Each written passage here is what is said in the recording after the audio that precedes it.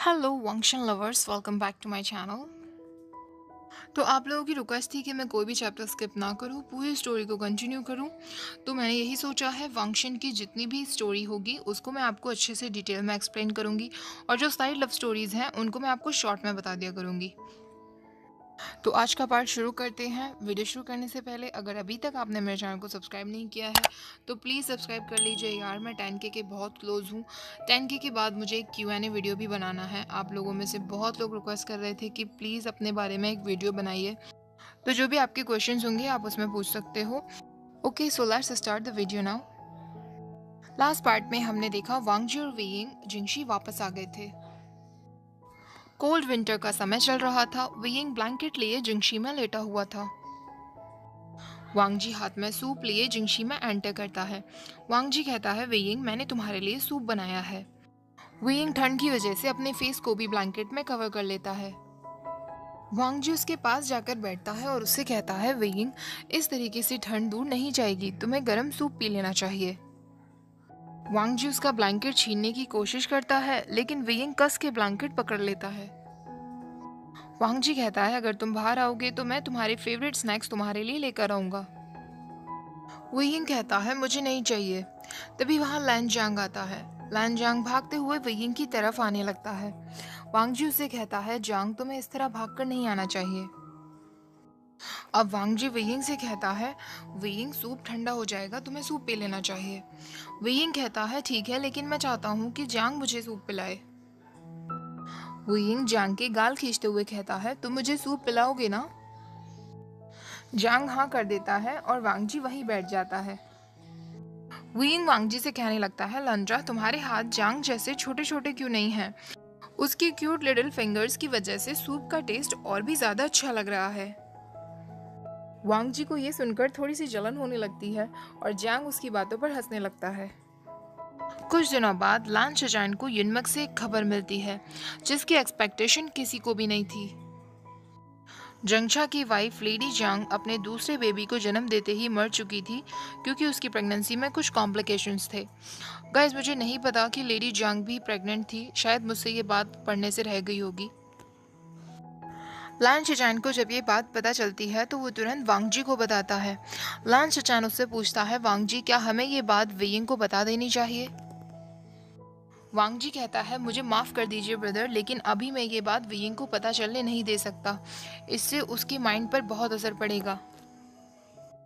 शिचैन कहता है, वांगजी मैं तुम्हारी बात समझता हूँ, लेकिन हम ये बात वे वुशन से कब तक छुपा कर रख पाएंगे? वांगजी कहता है, ब्रदर जितना लंबे समय तक हो सके मैं तब तक वेइंग से ये बात छुपा कर रखूंगा। अब आधी रात के समय वांगजी जिंगशी में वापस आता है और वो देखता है कि वेइंग और जांग साथ में सोए हुए थे। वांगजी उसके पास जाकर लेट जाता है। वेइंग आंखें खोलता है और उससे कहता है, लंजा क्या हुआ? वांगजी उसके सिर पर हाथ फेरते हुए कहता है, कुछ नहीं वेइंग, तुम सो जाओ, सब कुछ ठीक है। लान शिचैन जंगशा को संभालने के लिए उससे मिलने जाता है। जंगशा पूछता है, वेइंग कहाँ है? लान शिचैन कहता है, वेइंग अभी इस स्टेट में नहीं कि उसे इस बारे में बताया जा सके, इसीलिए वांगजी ने उसे कुछ नहीं बताया है। जिनलिंग देखता है कि उसकी आंट के अंतिम संस्कार में वे वुशियन नहीं था। जिनलिंग को ये बात बहुत अजीब लगती है और वो सीधा क्लाउड रसेस पहुंच जाता है। जिनलिंग वहां जाकर सारे जूनियर्स से कहता है, मुझे अपने अंकल वेवुशियन से मिलना है। वांगजी को जब ये बात पता चलती है तो वांगजी सुजुई से कहता है, सुजुई जिनलिंग इससे पहले वेइंग से मिलने पहुंचे, मुझे जिनलिंग से बातें करनी होगी, तुम जब तक जाकर वेइंग को संभालो। जिनलिंग वांगजी को देखता है तो उससे पूछता है, हांगुनजुन क्या मेरे अंकल की तबीयत ठीक नहीं? मैंने देखा कि वो आंट के अंतिम संस्कार में भी नहीं आए थे। वांगजी कहता है, जिनलिंग मैंने अभी तुम्हारे अंकल को कुछ भी नहीं बताया है। मुझे नहीं लगता कि अभी वो ये सब हैंडल कर पाएगा। मैं नहीं चाहता कि इस कंडीशन में उसे या बेबी को कोई भी प्रॉब्लम हो। जिनलिंग कहता है, हांगुनजुन आपको नहीं लगता कि जब अंकल को पता चलेगा तो वो बहुत नाराज हो जाएंगे? आप उन्हें कब सच बताने का सोच रहे हैं? तभी पीछे से वेइंग आता है और कहता है, जिनलिंग तुम किस सच की बात कर रहे हो? वेइंग वांगजी और जिनलिंग की तरफ देखता है जो बिल्कुल शांत थे। वेइंग कहता है, तुम दोनों इतना शांत कैसे हो गए? ऐसी क्या बात है जो मुझे अभी तक नहीं पता है? जिनलिंग कहता है, अंकल मैं आंट जियांग की बात कर रहा था। उन्होंने कुछ हफ्ते पहले एक डॉटर को जन्म दिया है। जिनलिंग नोटिस करता है कि वांगजी उसी की तरफ देख रहा था। जिनलिंग वेइंग को ये बात नहीं बता पाता कि अब आंट जियांग नहीं रही हैं। वेइंग वांगजी से कहता है, लंजा तुमने मुझे क्यों नहीं बताया?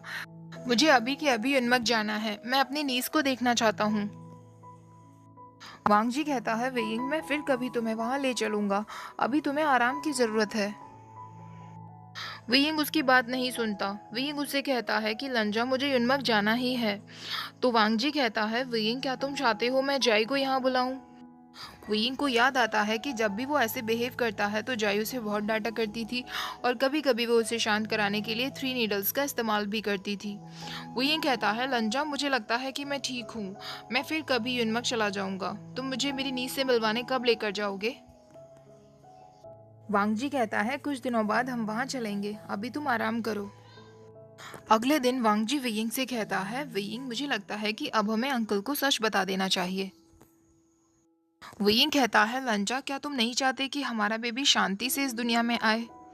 वांगजी कहता है, लेकिन वेइंग वो बड़े हैं और बड़े के नाते उन्हें इस बारे में पता होना चाहिए। वेइंग कहता है, मुझे फर्क नहीं पड़ता। जब बेबी इस दुनिया में आएगा तो उन्हें पता चल ही जाएगा। तुम्हारे अंकल मुझसे नफरत करते हैं। अगर वो हमारे बेबी से भी नफरत करेंगे तो? वांगजी कहता है, ऐसा कुछ नहीं होगा। तो वेइंग कहता है, लंजा क्या हम उन्हें तब सच नहीं बता सकते जब हमारा बेबी कम से कम 1 साल का हो जाएगा? वांगजी कहता है, नहीं वेइंग। अगले दिन वांगजी और वेइंग लैंचरैन के पास जाते हैं। वांगजी लैंचरैन से कहता है, अंकल मैं आपको वेइंग के बारे में कुछ बताना चाहता हूँ। वांगजी पूरा टाइम लेकर एक एक करके वेइंग के सारे एडवेंचर के बारे में लैंचरैन को बताता है और लास्ट में कहता है कि वेइंग मेरे चाइल्ड से प्रेग्नेंट है। लैंचरैन गुस्से में चिल्लाते हुए कहता है, वांगजी तुम ये क्या बकवास कर रहे हो? लैंचरैन कहता है, अंकल खुद को संभालिए। चिल्लाने से कुछ बदल नहीं जाएगा। वेइंग सच में वांगजी की बेबी से प्रेग्नेंट है। लैंचरैन वांगजी से कहता है, वांगजी तुम कैसे श्योर हो कि जो बेबी उसके अंदर है वो कोई नॉर्मल चाइल्ड ही है? वो कोई डेमोन भी तो हो सकता है। वेइंग को इस बात पर बहुत गुस्सा आता है और वो दुखी मन से कहता है, अंकल आखिरकार मैंने आपके साथ ऐसा क्या कर दिया है? वांगजी वेइंग को संभालता है तो वेइंग कहता है, नहीं लंजा आज इन्हें मुझे बताना ही होगा। मैंने ऐसा क्या क्राइम कर दिया है? क्या मेरा क्राइम ये है कि नाइटलेस सिटी वाले दिन मैं अकेला 3000 कल्टीवेटर से लड़ा था? या मेरा क्राइम ये है कि मैंने डार्क आर्ट्स को अपनाया? नहीं, लेकिन आप तो मुझसे उससे भी पहले नफरत करते आए हैं। प्लीज मुझे बताइए मेरी गलती क्या है ताकि मैं अपनी गलती के लिए माफी मांग सकूं। क्या मेरी ये गलती है कि मैंने आपके नेफ्यू से प्यार किया? आपने कहा कि वांगजी का खुद का कोई चाइल्ड होना चाहिए और मैं अपनी जान की परवाह किए बिना एक इम्पॉसिबल चीज को पॉसिबल बनाने निकल पड़ा। और आप मेरे चाइल्ड के बारे में ऐसे वर्ड्स कह रहे हैं जो अभी तक पैदा भी नहीं हुआ है। चाहे मैं कैसे भी बेबी को जन्म दूं, लेकिन होगा वो आपका ग्रैंडसन ही। ऐसा कहकर वेइंग की आंखों में आंसू आने लगते हैं। लैंचरैन ये सब सुनकर सोच में पड़ जाता है, लेकिन तभी वहां जिनफे आ जाती है। जिनफे कहती है, मास्टर वे अपने बेबी के लिए रो रहे हैं या लेडी जांग के लिए रो रहे हैं? वेइंग कहता है, आपके कहने का क्या मतलब है? वांगजी कहता है, वेइंग उनकी बातों पर कोई ध्यान मत दो। लेकिन जिनफे चुप नहीं रहती और कहती है, मास्टर वे क्या आपको नहीं पता कि लेडी जांग अपनी डॉटर को जन्म देते हुए मारी जा चुकी हैं? आपने अपने भाई को इस दुख में अकेला ही छोड़ दिया। वांगजी जिनफे को गुस्से में देखता है तो जिनफे कहती है, ब्रदर इन लॉ मैं तो बस सच बता रही थी। वेइंग के कदम लड़खड़ाने लगे थे और वो वांगजी से कहता है, लंजा क्या ये सच है? वांगजी उसका कोई जवाब नहीं दे पाता तो वेइंग समझ जाता है। वेइंग कहता है, लंजा तुम इतने समय से मुझसे ये सच छुपाते आ रहे थे। तुमने मुझे बहुत अच्छे से धोखा दिया है। मैं यहाँ से अभी के अभी जा रहा हूँ। वांगजी उसे बहुत रोकने की कोशिश करता है, लेकिन वेइंग उसकी बात नहीं सुनता। वांगजी को पता था कि वेइंग गुस्से में उसकी बात नहीं सुनेगा। वांगजी वेइंग के पीछे पीछे जाने लगता है। वेइंग वेनिंग के घर पहुंचता है। वेइंग अंदर जाई के पास चला जाता है। वेनिंग बाहर आता है तो वो देखता है वांगजी भी वहां खड़ा था। वेनिंग उससे कहता है, हंग गुंजुन आप चिंता मत करिए, मैं और मेरी वाइफ उनका पूरा ख्याल रखेंगे। मास्टर वे अभी गुस्से में हैं। वेइंग अंदर जाकर रोने लगता है और जय को सारी बात बता देता है। वेइंग उन दोनों से कहता है, क्या आप मुझे युनमक ले जा सकते हैं? जय कहती है, वेइंग हम हंगुंजुन के बिना तुम्हें युनमक कैसे ले जा सकते हैं? वेइंग कहता है, लंजा मुझे वहां नहीं ले जाएगा। उसे लगता है कि वो सब जानता है। मुझे अब उसकी कोई प्रोटेक्शन नहीं चाहिए। मैं बस अभी अपने भाई के पास जाना चाहता हूँ। जय कहती है, वेइंग समझने की कोशिश करो, ऐसी हालत में हम तुम्हें इतनी लॉन्ग जर्नी पर नहीं ले जा सकते। तुम्हें आराम की जरूरत है। वेइंग कहता है, अगर आप लोग मुझे नहीं ले जाएंगे तो मैं खुद चला जाऊंगा। जय उसे कहती है, ठीक है वेइंग, तुम इतनी जिद कर रहे हो तो वेनिंग तुम्हें वहां ले जाएंगे, लेकिन प्लीज अपना ख्याल रखना। अगले दिन वेइंग वेनिंग के साथ युनमक पहुंचता है और जंगशा के गले लग जाता है। वेइंग उससे कहता है, सॉरी ब्रदर, मुझे इस बारे में कुछ नहीं पता था। जंगशा कहता है, कोई बात नहीं वेइंग, लैन चचान ने मुझे सब बता दिया था। वेइंग और जेंगशंग आपस में बातें करते हैं। जेंगशा अपनी डॉटर को वेइंग से मिलवाता है और वो पूरा दिन वेइंग, मुयुन और अपनी नीस के साथ ही बिता देता है। रात को सोते वक्त वेइंग वांगजी को बहुत याद करता है। अगले दिन वेइंग मुयुन को राइटिंग प्रैक्टिस करा रहा था। वांगजी वहां आता है और वेइंग के पास आकर बैठ जाता है।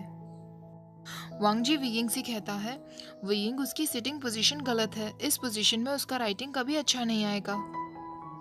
वेइंग कहता है, लंजा मुझे पता है तुम्हारी हैंडराइटिंग बहुत अच्छी है, तो शो ऑफ मत करो। वांगजी उसके क्लोज जाता है, उसके गाल पे किस करते हुए कहता है, वेइंग क्या मैंने आने में देर कर दी? वेइंग कहता है, लंजा तुम ये क्या कर रहे हो, मुयुन भी यहाँ है। वांगजी मुयुन को राइटिंग प्रैक्टिस में लगा देता है और वेइंग को एक और किस करते हुए कहता है, सॉरी वेइंग, मैंने तुम्हें इसलिए सच नहीं बताया था क्योंकि मुझे डर था कि तुम अपना कंट्रोल ना खो दो। वेइंग कहता है, मैं समझता हूँ लंजा, मैंने तुम्हें बहुत मिस किया। वांगजी कहता है, मैंने भी तुम्हें बहुत मिस किया। वेइंग और वांगजी दोनों मिलकर जंगचा की डॉटर को गोद में लेते हैं। जंगचा उन दोनों से बेबी का नाम रखने के लिए कहता है, तो वो उसका नाम यूलियन रखते हैं। वांगजी वेइंग से कहता है, वेइंग बस 5 हफ्ते और फिर हम अपने बेबी से भी मिल पाएंगे। वेइंग कहता है, लंजा तुम्हें क्या लगता है वो किसके जैसा दिखेगा? वांगजी कहता है, वेइंग मैं तो चाहता हूँ कि उसकी आंखें, उसकी स्माइल और उसका टैलेंट ये सब तुम्हारे जैसा हो। वेइंग कहता है, नहीं लंजा, मैं चाहता हूँ वो तुम्हारे जैसा हो। वांगजी कहता है, नहीं। वेइंग कहता है, लंजा क्या तुम लड़ना चाहते हो? वांगजी कहता है, वैसे तो ये हंगुंजुन सबसे जीत सकता है, लेकिन अगर येलिंग पैट्रियार्क ने अपनी स्माइल दिखा दी तो ये हंगुंजुन हार जाएगा। वेइंग हंसने लगता है और कहता है, लंजा तुम भी ऐसे शब्द कह सकते हो, मुझे विश्वास नहीं हो रहा। वेइंग कहता है, ठीक है लंजा, चलो अब सो जाते हैं, बहुत रात हो गई है। नेक्स्ट मॉर्निंग वेइंग सबसे कहता है कि वो अपने बेबी के जन्म तक युनमक में ही रुकना चाहता है, जिससे वो जंगशा के दोनों बच्चों का ख्याल भी रख सके और लैन चिरैन और जिनफे जैसे नेगेटिव लोगों से भी दूर रह सके। जय वेइंग को देखने आती है। जय हंगुंजुन से कहती है, हंगुंजुन बेबी बिल्कुल ठीक है, लेकिन क्योंकि वेइंग का ये फर्स्ट केस है तो मैं अभी भी श्योर नहीं हूँ कि वेइंग की बॉडी नॉर्मल डिलीवरी अलाउ करेगी या नहीं। अगर कोई भी प्रॉब्लम आती है तो मुझे दूसरा तरीका अपनाना होगा, लेकिन वेइंग की कोर उसे हील करने में मदद करेगी तो डेंजर वाली कोई बात नहीं होगी। वांगजी कहता है, लेकिन फिर भी वेइंग के लिए खतरा तो है ना। जय कहती है, हंगुंजुन आप ये मत भूलिए, अगर वेइंग लेबर पेन को नहीं झेल पाया तो उसकी कोर आपके बेबी को हर्ट कर सकती है। वेइंग कहता है, लंजा तुम चिंता मत करो, सब कुछ ठीक होगा, इस बार मैं हमारे बेबी को कुछ नहीं होने दूंगा। ऐसे ही कुछ दिन और बीत जाते हैं। अब वांगजी को खबर मिलती है कि जिनफे ने एक मरे हुए बेबी को जन्म दिया है। वेइंग वांगजी से कहता है, लंजा तुम्हें क्लाउड रिसर्च चले जाना चाहिए, जेवुजुन को अभी तुम्हारी बहुत जरूरत होगी। वांगजी कहता है, नहीं वेइंग, तुम्हारी डिलीवरी का समय भी बहुत पास है, मैं तुम्हें इस हालत में छोड़कर नहीं जा सकता। वेइंग कहता है, लंजा तुम चिंता मत करो, मैं ठीक रहूंगा, अभी जेवुजुन को तुम्हारी जरूरत है, तुम जल्दी ही वापस आ जाना। वांगजी कहता है, ठीक है वेइंग, पर तुम अपना ख्याल रखना। वांगजी क्लाउड रिसर्च जाता है और जेवोजुन से मिलता है। अगली सुबह वेइंग को अपने पेट में दर्द महसूस होता है। वो तुरंत अपने पास जाई को बुलवाता है। 10 मिनट के अंदर जाई वहां पहुंच जाती है और वेइंग की पल्स चेक करते हुए कहती है, क्या हुआ? वेइंग कहता है, अभी 10 मिनट पहले मुझे पेट में बहुत जोर से पेन हो रहा था, लेकिन अचानक पेन बंद हो गया। सॉरी, मैंने फालतू में आपको यहाँ बुलवा लिया। जाई कहती है, वेइंग जब तक हंगुंजुन यहाँ नहीं आ जाते तब तक मुझे तुम्हारे साथ रुकना चाहिए। वेइंग कहता है, उसकी जरूरत नहीं पड़ेगी, मुझे पता है लंजा वापस आता ही होगा।